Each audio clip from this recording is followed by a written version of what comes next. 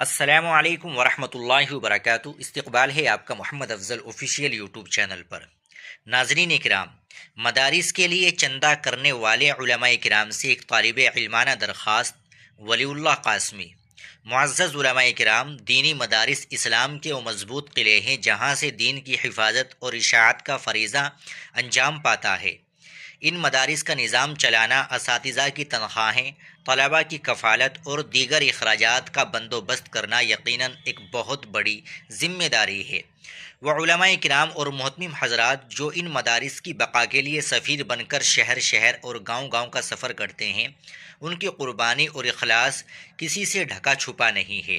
آپ حضرات اپنا گھر بار چھوڑ کر موسم کی سختیوں اور سفر کی تھکاوٹ کو برداشت کرتے ہوئے دین کی خدمت کے لیے جو تگ و دو کرتے ہیں وہ لائق تحسین ہے۔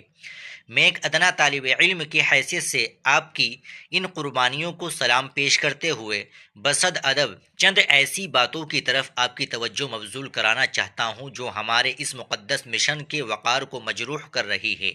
یہ گزارشات تنقید برائے تنقید نہیں بلکہ اصلاح برائے تعمیر کے جذبے سے پیش کی جا رہی ہے۔ چند قابل غور پہلو درج ذیل ہے۔ عمرہ کی خوشامد نہ کرے۔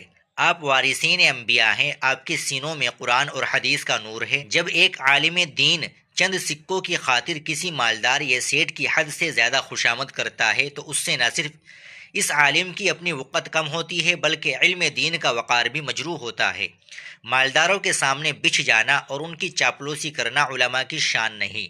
دینے والا اللہ ہے، یہ سیٹ محض ایک ذریعہ ہے۔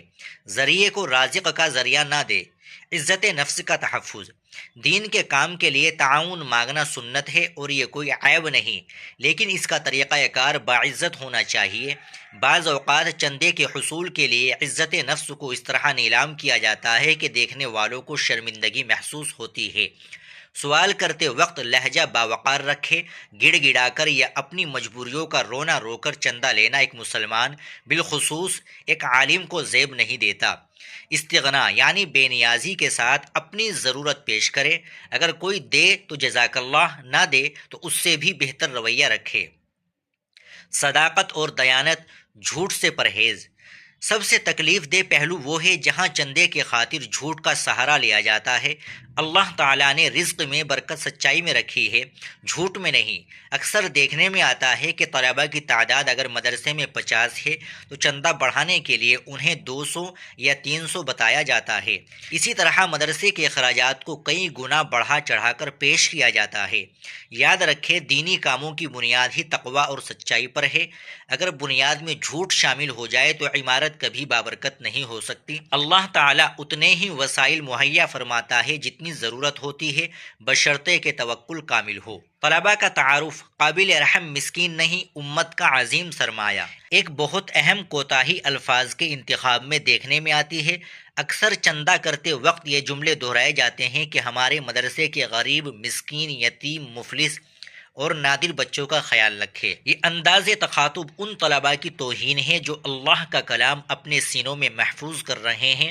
خدارا قوم کے سامنے ان کا تعارف ان کی غربت سے نہیں بلکہ ان کی عظمت سے کروائے۔ عوام کو بتائے کہ بچے امت کا عظیم سرمایہ ہے جو کل دین کی کشتی کو سنبھالیں گے۔ یہ مہمانان رسول صلی اللہ علیہ وسلم ہے جن کی خدمت سعادت دارین ہے۔ یہ قال اللہ و قال الرسول کی صدائے بلند کرنے والے ہیں اور دین کے محافظ ہے۔ جب آپ انہیں قابل رحم بنا کر پیش کرتے ہیں تو دینے والا خیرات سمجھ کر دیتا ہے، لیکن جب آپ انہیں وارث دین بنا کر پیش کریں گے تو دینے والا اسے اپنی خوش نصیبی سمجھ کر خدمت کرے گا۔ میرے واجب الاحترام علماء کرام، آپ کا کام بہت اہم ہے اور آپ کی قربانیاں بہت بڑی ہے۔ خدارا چند دنیاوی سکون کے لیے اپنے اس اونچے مقام کو نیچے نہ آنے دے۔ عوام کے سامنے اپنی ضرورت سچائی کے ساتھ رکھے۔ مالداروں کی دہلیز پر علم کی پگڑی نہ جھکائے۔ جھوٹ اور مبالغہ آرائی سے بچ کر اللہ کی ذات پر بھروسہ کرے۔ طلباء کو مسکین ظاہر کرنے کے بجائے انہیں قوم کے سامنے ایک قابل فخر سرمایہ بنا کر پیش کرے۔ اللہ تعالیٰ آپ کی خدمت کو قبول فرمائے اور ہمیں دین کی صحیح فہم عطا فرمائے، آمین۔